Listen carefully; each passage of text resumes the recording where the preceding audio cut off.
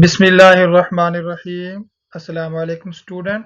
आज हम exercise 7.3 FSc ICS part 2 से क्वेश्चन नंबर 11 सॉल्व करेंगे। क्वेश्चन की स्टेटमेंट कुछ इस तरह से है, show that cos alpha plus beta is equal to cos alpha into sine beta minus sine alpha into cos beta. तो ये फंडामेंटल रिजल्ट ऑफ ज्योमेट्री है जो कि हमने वेक्टर की मदद से इसे प्रूव करना है। चलते हैं इसके सॉल्यूशन की तरफ। सॉल्यूशन के लिए हमने ये पॉजिटिव एक्स एक्सिस और पॉजिटिव वाई एक्सिस प्लॉट किया है। इस क्वाड्रेंट में हम दो यूनिट वेक्टर लेंगे। पहला वेक्टर ए कैप लिया है जो कि पॉजिटिव एक्स एक्सिस से एंटी क्लॉकवाइज डायरेक्शन में एंगल अल्फा बना रहा है। इसी तरह दूसरा यूनिट वेक्टर बी कैप लिया है जो कि पॉजिटिव एक्स एक्सिस से क्लॉकवाइज डायरेक्शन में एंगल माइनस बीटा होगी। Let A cap and b cap be two unit vectors making the angles alpha and minus beta with positive x-axis respectively। अब याद रहे कि b cap जो angle बना रहा है माइनस बीटा, क्योंकि ये पॉजिटिव x एक्सिस से क्लॉकवाइज डायरेक्शन में है इसलिए इसकी मेजरमेंट माइनस बीटा ली जाएगी। और ए कैप और बी कैप के दरमियान जो एंगल होगा ये अल्फा प्लस बीटा के इक्वल है।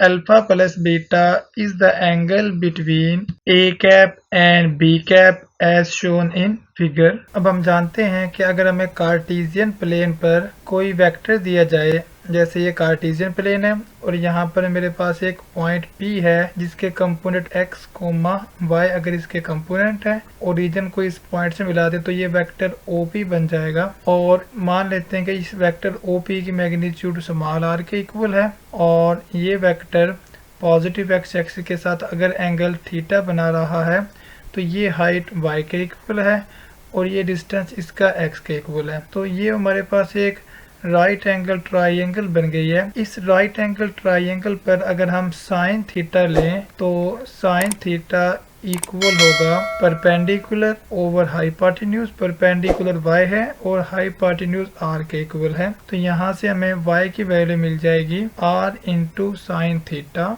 इसी तरह अगर हम इसी ट्राइंगल से cos थीटा देखें तो cos थीटा हमें मिलेगा x ओवर r।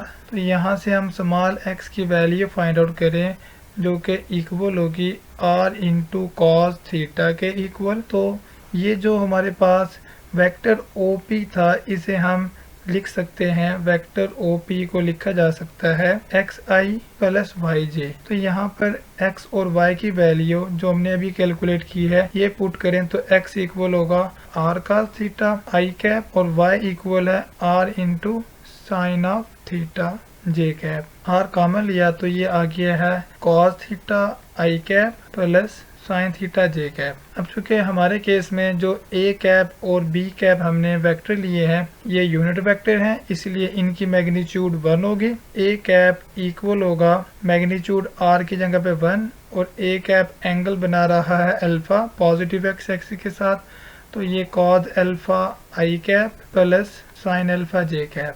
तो हम कह सकते हैं कि a कैप वेक्टर हमारा इक्वल होगा cause alpha i cap plus sine alpha j cap. Similarly b cap vector minus beta बना रहा है पॉजिटिव x एक्सिस के साथ, तो b कैप को हम लिख सकते हैं cos minus beta i cap plus sign of minus beta into j cap. Further b cap vector को हम लिख सकते हैं कॉस बीटा i कैप और साइन का एंगल नेगेटिव हो तो वो नेगेटिव बाहर आ जाएगा minus sign beta into J cap. अब हम ये इन दो वेक्टर्स का डॉट प्रोडक्ट लेते हैं, A cap dot B cap. By definition देखते हैं magnitude of A cap into magnitude of B cap into cos of angle between A cap and B cap. और हम जानते हैं कि वो angle alpha plus beta angle है between A cap and B cap.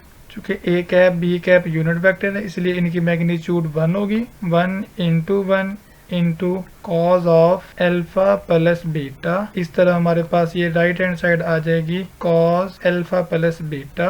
A dot B equal आ गया cos alpha plus beta के, इसे इक्वेशन नंबर 1 का नाम दे दें। No A cap dot B cap dot product हम ऐसे भी ले सकते हैं क्योंकि ए कैप वेक्टर इक्वल है cos alpha into I cap plus sine alpha into J cap into dot multiply करेंगे इसे बी कैप वेक्टर से जो कि cos of beta I cap minus sine of beta J cap के equal है। हम जानते हैं वेक्टर की कंपोनेंट वाइज मल्टीप्लिकेशन होती है कि पहले वेक्टर का आई कंपोनेंट मल्टीप्लाई होगा दूसरे वेक्टर के आई कंपोनेंट के साथ, जो कि हमारे पास यहाँ पर आ जाएगा cause alpha into cos of beta. Similarly पहले वेक्टर का जे कंपोनेंट दूसरे वेक्टर के जे कंपोनेंट से मल्टीप्लाई हो तो यहाँ पर ये दूसरे वेक्टर का जे कंपोनेंट माइनस साइन बीटा के इक्वल है, तो ये मिल जाएगा हमें minus sine alpha into sine of beta. ये भी हमारे पास ए कैप डॉट बी कैप आ गया है, इसे हम इक्वेशन नंबर 2 का नाम देंगे। अब चूंकि इक्वेशन नंबर 1 और 2